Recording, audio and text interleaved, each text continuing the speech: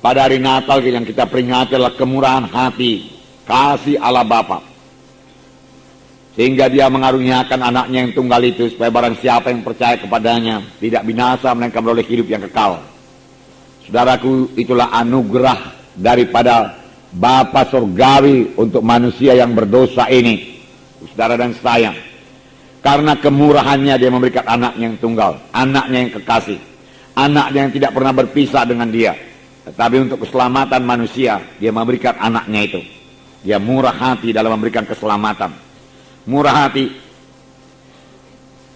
Dan firman Tuhan berkata, kalau dia tidak menyayangkan anaknya itu, tetapi memberikannya kepada kita, masakan dia menahan berkat-berkat yang lain daripada kita. Terlebih segala sesuatu yang sudah dia janjikan, masakan ditahan-tahan Tuhan lagi untuk tidak menggenapkannya kepada kita. Kalau belum genap, marilah kita memeriksa pengikutan kita, hidup rohani kita. Mengapa janji-janji Tuhan tersebut belum genap? Roma 8 ayat 32 dikatakan, Roma pasal 8 ayat 32, ia yang tidak menyayangkan anaknya sendiri, tetapi yang menyerahkannya bagi kita semua, bagaimanakah mungkin ia tidak mengaruniakan segala sesuatu kepada kita bersama-sama dengan dia? Ia yang tidak menyayangkan anaknya sendiri, tetapi yang menyerahkannya bagi kita semua, bagaimanakah mungkin ia tidak mengaruniakan segala sesuatu kepada kita bersama-sama dengan dia? Bagaimana mungkin ia tidak mengaruniakan segala sesuatu kepada kita? Kalau anaknya pun sudah diberikannya, masakan berkat-berkat yang lain ditahan? Masakan kesembuhan ditahankan daripada kita? Masakan urapan ditahankan daripada kita? Masakan karunia-karunia Roh Kudus ditahan daripada kita? Masakan berkat kebutuhan hidup ini ditahan Tuhan daripada kita? Tidak, saudaraku, tidak. Tuhan sungguh mau memberikannya kepada kita, sepanjang kita berjalan pada jalan Tuhan. Amin, saudara. Tuhan sangat mau memberikannya. Kalau anaknya sendiri pun dia berikan, masakan yang lain ditahankan Tuhan daripada kita? Dia Allah kita yang murah hati. Dia pemurah. Dia murah hati. Dia murah hati. Tentu saja Tuhan akan memberikan segalanya kepada kita. Dia murah dalam pengampunan dosa. Seorang yang tepok, yang diusung, yang dibawa kepada Tuhan Yesus, yang pertama sekali dikatakan Tuhan kepadanya, hai anakku, dosamu sudah diampuni. Pertama manisnya perkataan tersebut. Dia memang datang untuk mengampunkan dosa. Hai anakku, dosamu sudah diampuni. Hai perempuan, di manakah mereka itu yang akan menghukum engkau? Tuhan, tidak ada lagi. Oleh sebab itu aku tidak menghukum engkau, tapi mulai sekarang janganlah berbuat dosa lagi. Tuhan berkata kepada perempuan yang berbuat zina, dan Tuhan mengampuni dosanya. Hai anakku, dosamu sudah diampuni. Betapa murahnya Tuhan itu. Tapi bukan berarti kita ini boleh suka hati kita berbuat dosa, tidak. Firman Tuhan, tidaklah kamu kudus karena aku kudus. Nah, puji Tuhan, saudaraku. Dia murah memberikan kesembuhan. Murah hati memberikan kesembuhan. Orang berbondong-bondong mengikut Tuhan Yesus, dan semua yang mengikut dia itu disembuhkan oleh Tuhan Yesus. Markus 2 ayat 32. Menjelang malam sudah matahari terbenam, dibawalah kepada Yesus semua orang yang menderita sakit dan kerasukan setan. Maka berkerumunlah seluruh penduduk kota itu di depan pintu. Ia menyembuhkan banyak orang yang menderita bermacam-macam penyakit dan mengusir banyak setan. Ia tidak memperbolehkan setan-setan itu berbicara, sebab mereka mengenal dia. Dengarkan baik-baik. Lihat Markus 1 ayat 34. Markus 1 34. Dapat? Ia menyembuhkan banyak orang yang menderita bermacam-macam penyakit. Jadi bukan satu penyakit, bermacam-macam penyakit dan banyak orang. Kemudian ia mengusir banyak setan. Ini harus jadi dalam pelayanan kita, amin. Tidak cukup 1-2 saja sembuh, banyak orang sembuh dan banyak setan diusir, amin. Dalam KKS saudara juga ini harus jadi. Banyak orang sembuh, banyak setan diusir, amin. Ya, oleh sebab itu dalam pelayanan kita ini, baik pelayanan di gereja, baik pelayanan di KKS, harus banyak setan diusir, amin. Ya, banyak orang sembuh, amin. Ya, sembuh, tegak dan kuat. Nah, itulah pelayanan Tuhan itu. Sebab Tuhan berkata, pekerjaan-pekerjaan yang aku perbuat akan kamu perbuat. Dengan pekerjaan lebih besar daripada yang akan kamu perbuat, sebab aku pergi pada Bapa. Sebab Tuhan murah hati. Amin. Dan untuk itulah dia datang, untuk menyembuhkan, untuk mengusirkan setan. Ya, saudara percaya itu, saudaraku. Ya, jangan terus mundur, jangan terus merasa tidak enak kalau ada orang digotong ke kaki saudara. Ya, saudara terimalah itu sebagai satu kesempatan untuk menyatakan kuasa Tuhan. Amin. Ya, sebab bukan saudara yang menyembuhkan. Dalam hal itu saudara jangan memandang kepada kekuatan saudara, pandang kepada Tuhan yang pemurah, pandang kepada kuasa bilur Yesus, pandang kepada janji Tuhan. Kerjaan lebih besar akan aku perbuat. Itu yang kita pandang, itu yang kita pegang. Pandang kepada Markus 16, mereka akan meletakkan tangan seorang sakit, orang itu sembuh. Amin. Nah, lalu saudara punya iman meletakkan tangan dan mengusirkannya dalam nama Yesus. Dia Allah yang murah hati. Murah hati dalam memberikan berkat. Dalam Filipi 4 ayat 19 saya bacakan pada saudara. Filipi pasal 4 ayat 19. Allahku akan memenuhi segala keperluanmu menurut kekayaan dan kemuliaannya dalam Kristus Yesus. Amin. Segala apa? Segala keperluanmu.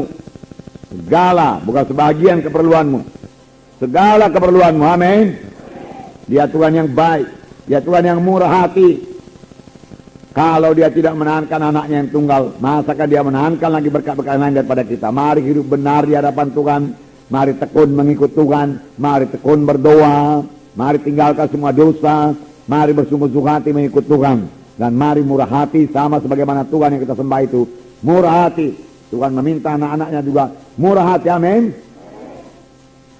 Dia murah hati dalam mengampuni. Maka anak-anak Tuhan juga murah hati dalam mengampuni. Jangan sakit hati. Berapa kali saudaraku berdosa kepadaku, kuampuni Tuhan cukup 7 kali. Tuhan Yesus berkata 70 kali 7 kali. Selalu mengampuni, selalu mengampuni. Selalu memberi, selalu memberi. Beri maka kepadamu akan diberi. Tidak ada diberi maka kepadamu tidak ada diberi. Lebih baik kita memberi. Sebab firman Tuhan berkata lebih berkat memberi daripada menerima. Berkat memberi. Sebab yang kita beri itu adalah taburan kita. Dia akan bertumbuh. Oleh sebab itu mesti menabur dan mesti menuai. Tidak henti-hentinya sampai Tuhan datang. Amin saudara. Yang banyak menabur banyak menuai. Dalam Lukas 6 ayat 36 siapa yang ingat apa katanya?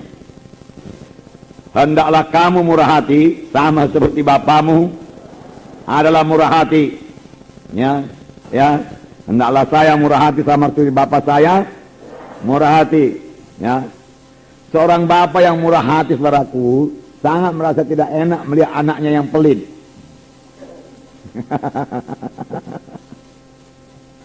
Nanti kalau saudara sudah jadi bapa saudara akan tahu. Harus murah hati.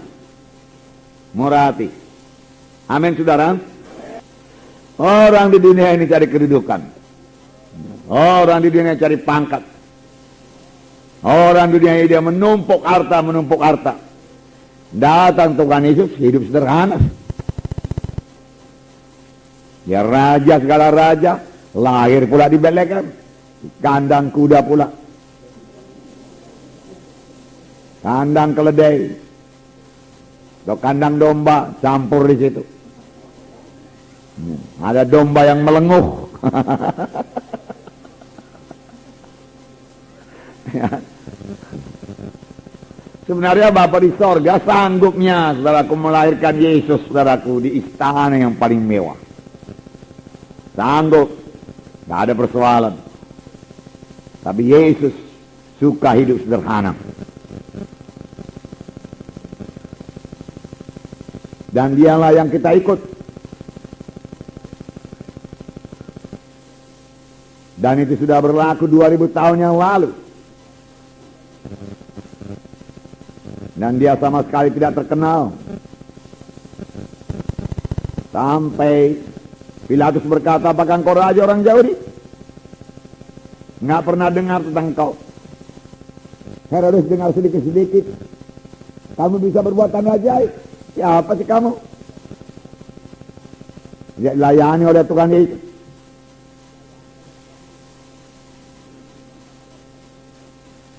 Tidak ada pula istimewanya. Sampai orang-orang jauh di ahli Taurat berani berkata, salibkan dia, salibkan dia. Kami tidak mau orang ini jadi raja kami, kaisar raja-raja kami. Tapi Tuhan tidak membalas. Petrus mencoba melawan, Tuhan Yesus berkata, nggak usah Petrus, nggak usah. Sarungkan aja pedangmu. Kepingin rasanya Petrus itu saudaraku supaya Tuhan menunjukkan kuasanya. Tapi Tuhan Yesus tidak berbuat demikian. Dia datang memang untuk mati, dia datang memang untuk mencurahkan darahnya. Ya sama sekali tidak terkenal. Hidup cukup-cukupan. Sederhana. Itulah dia Yesus. Dan Tuhan berkata, ikutlah aku. Tetapi pungut cukai meninggalkan uangnya dan mengikut Yesus. Matius mengikut Yesus. Nelayan-nelayan meninggalkan perahunya, meninggalkan jalannya, lalu mengikut Yesus. Meninggalkan orang tuanya, mengikut Yesus. Dan mereka kemudian membawa jutaan jiwa-jiwa masuk dalam kerajaan surga. Mika 6 ayat 8 saya bacakan. Hai manusia, telah diberitahukan kepadamu apa yang baik. Dan apakah yang dituntut Tuhan daripadamu? Selain berlaku adil, mencintai kesetiaan, dan hidup dengan rendah hati di hadapan Allahmu. Hidup dengan rendah hati. Adil, bagus. Mencintai kesetiaan, bagus. Tetapi firman Tuhan juga berkata, hidup dengan rendah hati di hadapan Allah. Hidup dengan rendah hati. Firman Tuhan berkata dalam 1 Petrus 5 ayat 5, Allah melawan orang yang sombong. Dan 1 Petrus 5 ayat 5, demikian jugalah kamu hai orang-orang muda, tunduklah kepada orang-orang yang tua. Dan kamu semua rendahkanlah dirimu seorang terhadap yang lain. Sebab Allah menentang orang congkak, tetapi mengasihani orang yang rendah hati. Langkah indahnya. Tuhan melawan orang sombong dan mengasihani orang yang rendah hati. Mari kita miliki kerendahan hati. Rendah hati tidak sama dengan rendah diri. Rendah diri, minder, ya. Merasa diri rendah, merasa diri nggak nyanggup, merasa diri nggak layak. Aku nggak sanggup, aku nggak bisa. Ini kata orang dunia ini minder, ya. Rendah diri. Yang diminta Tuhan rendah hati, bukan rendah diri. Rendah hati. Rendah hati artinya tidak menyombongkan diri, tidak menonjolkan diri, tidak mengharap pujian, tidak mencari kehormatan. Rendah hati, ya. Dia mengasihani orang rendah hati. Belajarlah kepada aku, orangku lembut hati dan rendah hati. Tuhan Yesus rendah hati, tidak pernah menonjolkan diri. Itu sebabnya, saudaraku, ya, Tuhan berkata pada waktu itu, saya sudah lupa ayatnya, kalau kamu dipanggil untuk pesta, dia katakan janganlah cari tempat yang tinggi, cari tempat yang rendah. Lukas 14 ayat 10, ya. 11, Lukas 14 ayat 10 11. Tetapi apabila engkau diundang, pergilah duduk di tempat yang paling rendah. Mungkin tuan rumah akan datang dan berkata kepadamu, sahabat, silakan duduk di depan. Dan dengan demikian engkau akan menerima rasa hormat di depan mata semua tamu yang lain. Sebab barang siapa meninggikan diri, ia akan direndahkan, dan barang siapa merendahkan diri, ia akan ditinggikan. Merendahkan diri. Jangan cari untuk dikenal orang, untuk dipuji orang, ya. Itu namanya meninggikan diri. Merendahkan dirilah kita. Kita menganggap orang lain lebih daripada kita. Jangan pakai kesombongan rohani. Tuhan menegur saudaraku orang-orang Farisi yang berdoa saudaraku dengan sombongan rohani. Lukas 18 ayat 11, di mana dikatakan orang Farisi itu berdoa dan berkata dalam hatinya, "Ya Allah, aku mengucap syukur kepadamu karena aku tidak sama seperti orang lain, bukan perampok, bukan orang lalim, bukan pezina, bukan seperti pungut cukai ini. Aku berpuasa 2 kali seminggu, aku memberikan 1/10 dari segala penghasilanku." Tetapi pungut cukai itu berdiri jauh-jauh, bahkan ia tidak berani menengadah ke langit, melainkan dia memukul diri dan berkata, "Ya Allah, kasihanilah aku orang berdosa ini. Aku berkata kepadamu, orang ini pulang ke rumahnya sebagai orang yang dibenarkan Allah, dan orang lain itu tidak. Sebab barang siapa meninggikan diri, ia akan direndahkan. Dan barang siapa merendahkan diri, ia akan ditinggikan."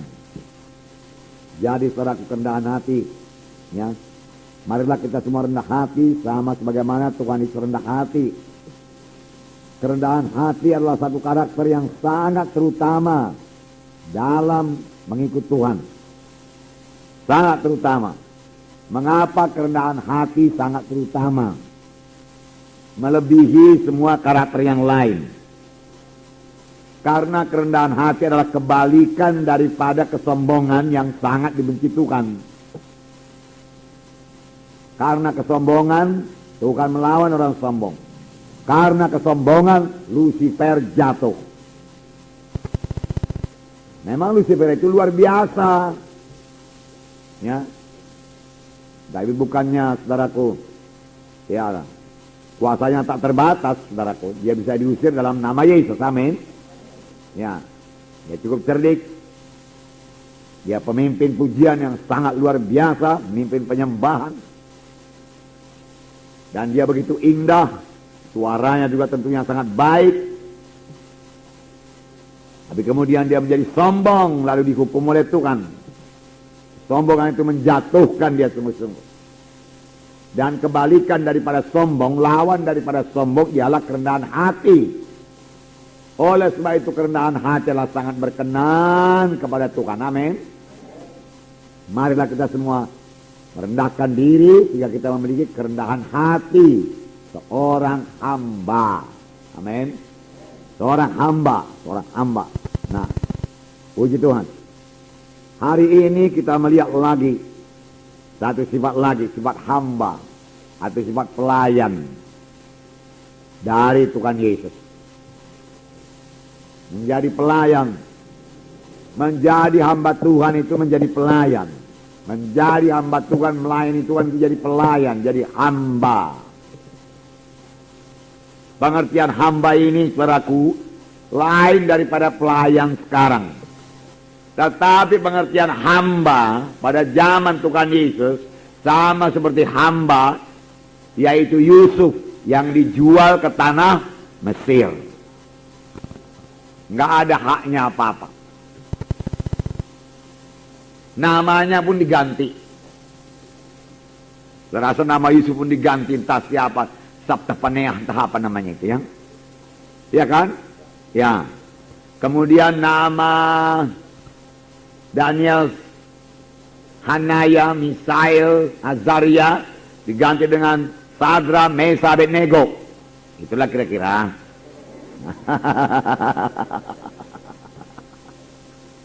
Iya kan? Suka hati. Tidak ada haknya lagi itu kalau hamba yang sudah dijual itu. Ya, kalau orang sekarang berkata tidak berperi kemanusiaan. Orang manusia dijual di pajak sana. Ditawar. Dijual. Yesaya telah menubuatkannya. Yesaya 42 ayat 1.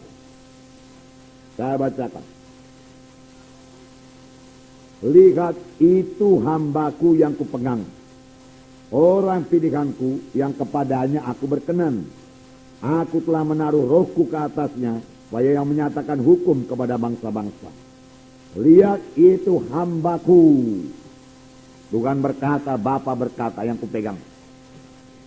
Ya kan? orang pilihanku, aku telah menaruh rohku ke atasnya.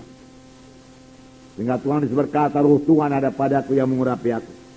Supaya ia menyatakan hukum, menyatakan jalan Tuhan kepada bangsa-bangsa. Yesus datang sebagai hamba. Hamba. Itu sebabnya pantas sekali dia lahir di Bethlehem di kandang kuda. Hamba. Hamba. Nah, pada waktu Yesus berada di dunia ini, dia mengakui dirinya seorang hamba. Lukas 22 ayat 27. Lukas 22 ayat 27. Ini dikatakan, sebab siapakah yang lebih besar, yang duduk makan atau yang melayani? Bukankah dia yang duduk makan? Tetapi aku ada di tengah-tengah kamu sebagai pelayan. Aku ada di tengah-tengah kamu sebagai pelayan. Aku ada di tengah-tengah kamu sebagai pelayan, Tuhan berkata. Aku ada di tengah-tengah kamu sebagai pelayan. Anak manusia juga datang bukan untuk dilayani, tapi untuk melayani, menjadi hamba. Banyak orang suka dilayani, tapi Tuhan Yesus suka melayani. Hendaklah karakter seperti ini ada pada kita masing-masing. Sebenarnya ini bukan hanya untuk pemimpin KKS sektor wilayah, hamba Tuhan seperti saya, saudara-saudara juga hamba Tuhan. Kita ini semua hamba Tuhan, amin. Tetapi bagi setiap anak-anak Tuhan harus memiliki roh pelayan. Harus memiliki roh pelayan. Roh pelayan. Nah, karena Tuhan kita adalah seorang pelayan, seorang hamba. Yesus adalah anak Allah. Betul-betul anak Allah. Bersama-sama dengan Bapa dari permulaan, pencipta dari segala sesuatu, turun ke dunia ini bukan dengan kemewahan, ya, bukan dengan keagungan, bukan dengan kemuliaan, tetapi sebagai hamba yang hina dina. Karena dia tahu dia adalah seorang hamba, seorang hamba. Firman Tuhan berkata yang sudah kita baca pada hari Natal, bahwasanya dia mengosongkan dirinya dan mengambil rupa sama sebagai manusia atau rupa seorang hamba. Mana? Jadi sama dengan manusia. Ada hambanya enggak? Ada, saya pikir, ya. Ayat 7, Filipi 2 ayat 7. Melainkan telah mengosongkan dirinya dan mengambil rupa seorang hamba.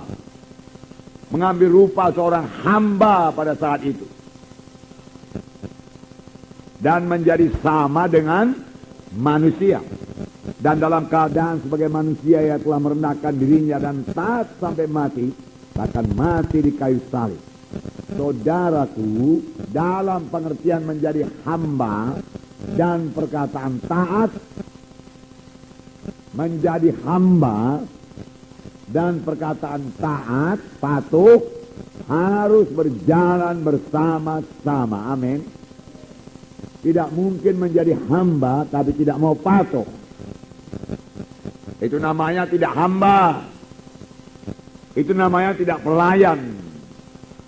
Kalau memang kita ini seorang hamba, kita harus patuh.